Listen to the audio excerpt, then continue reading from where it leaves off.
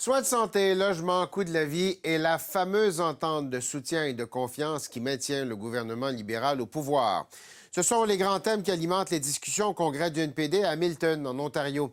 Les délégués ont aussi renouvelé leur confiance envers le chef, mais à hauteur de 81 10 points de moins que lors de la première révision de son leadership.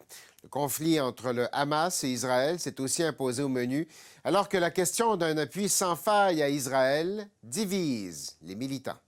Ma position est claire qu'il y a une forte inquiétude des brises des lois internationales, et ça, c'est quelque chose de vraiment inquiétant.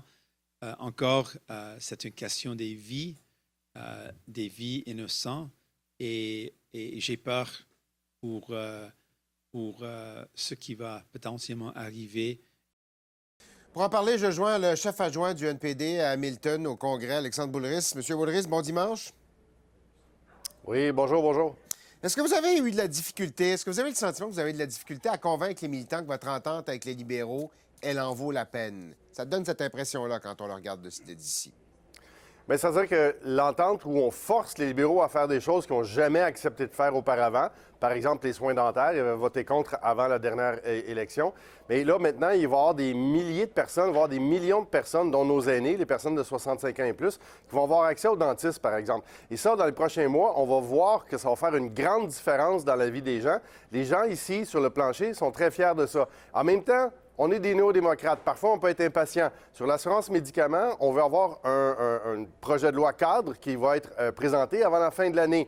Et on sent une réticence de la part du gouvernement Trudeau, de la part du gouvernement libéral. Donc, c'est sûr qu'il y a des gens ici qui disent, qui tapent du pied un peu, puis qui disent qu'il faut que ça se fasse. Mais nous, on est tout à fait d'accord avec ça. Et je pense que ça va augmenter la pression sur le gouvernement libéral pour qu'il fasse les bonnes choses. Mais en même temps, est-ce que les militants sur le parquet ont l'impression que vous en retirez vraiment le crédit de cette entente-là?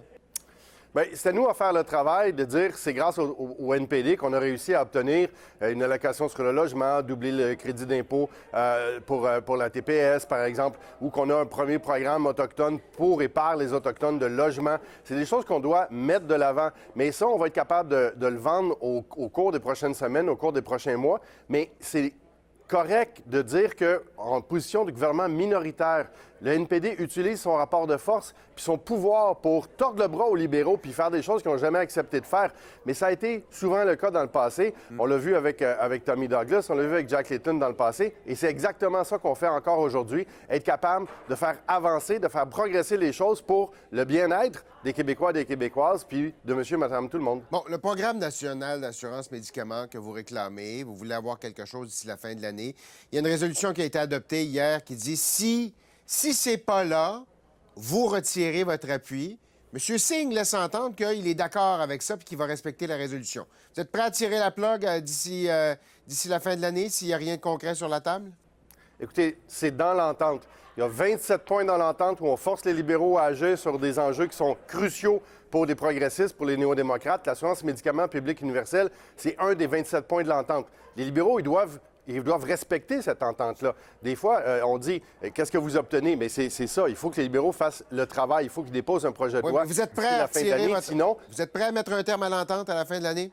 L'entente, elle fonctionne tant que les libéraux la respectent et livrent la marchandise sur ce que nous, on a mis de l'avant pour aider les gens. L'assurance médicaments, c'est crucial pour bon nombre de Québécois et Québécoises. C'est demandé par le mouvement syndical québécois, c'est demandé par l'Union des consommateurs du Québec.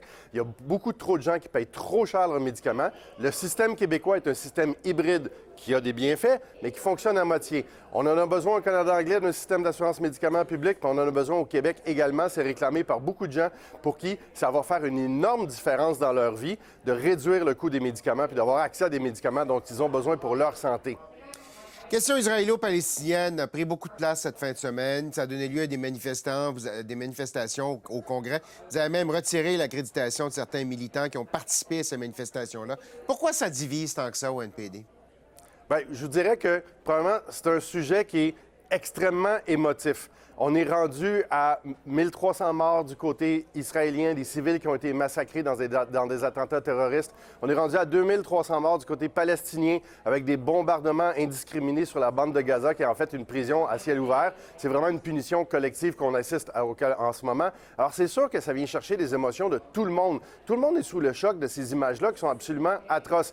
Mais ça l'a brassé un peu, M. Thibeault, mais à la fin, la résolution qui a été adoptée, qui a été présentée par ma collègue Heather McPherson, a été adoptée par 99 des délégués du Congrès. Donc, c'est un sujet qui est divisif, qui est délicat, mais on sort de là unis comme néo-démocrates, puis on est les seuls à amener cette discussion-là d'une manière responsable, raisonnable puis modérée. Vos délégués, en général, préféraient que vous soyez plus dur à l'endroit de l'approche israélienne par rapport aux Palestiniens. Vous avez choisi de ne pas le faire, de ne pas amender la résolution hier. Pourquoi?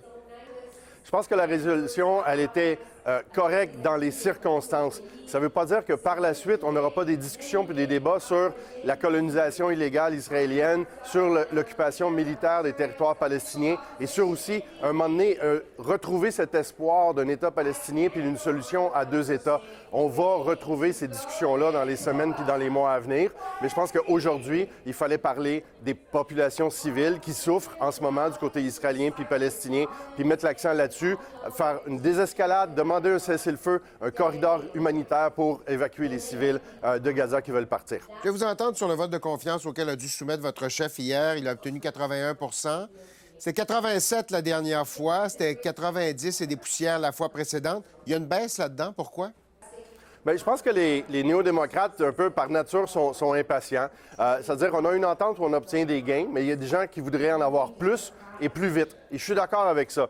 Il y a certaines personnes qui ont voulu envoyer un message au chef et à nous aussi, l'ensemble du caucus, puis on en prend acte. Mais 81 là, c'est un mandat qui est extrêmement fort. Il n'y a pas beaucoup d'élections dans des circonscriptions qui se gagnent avec 81 Donc, Jack Meat a un mandat extrêmement fort, solide, mais les gens en veulent plus vite. On est d'accord, puis on va travailler là-dessus à Ottawa. Je veux terminer sur l'entente parce que vous venez de l'aborder de nouveau. Avez-vous l'impression que cette entente-là va durer jusqu'à la fin? Dans votre tête, à vous, est-ce qu'il y a une voie de passage ou vous avez pas trop confiance puis vous vous dites on risque de devoir retirer notre appui aux libéraux? La balle est dans le camp du gouvernement libéral. S'ils livrent sur la loi anti-briseur de grève, sur l'assurance médicaments, puis poursuivent les soins dentaires, il y a des bonnes chances que ça aille plus loin qu'on pense. S'ils livrent pas la marchandise puis ils trahissent leurs paroles, ça pourrait finir plus vite qu'on pense. Êtes-vous prêt à partir en campagne dans les prochains mois? On est toujours prêt. Alexandre Boulris à Hamilton, en Ontario. Merci infiniment. Ça fait plaisir, M. Thibeault.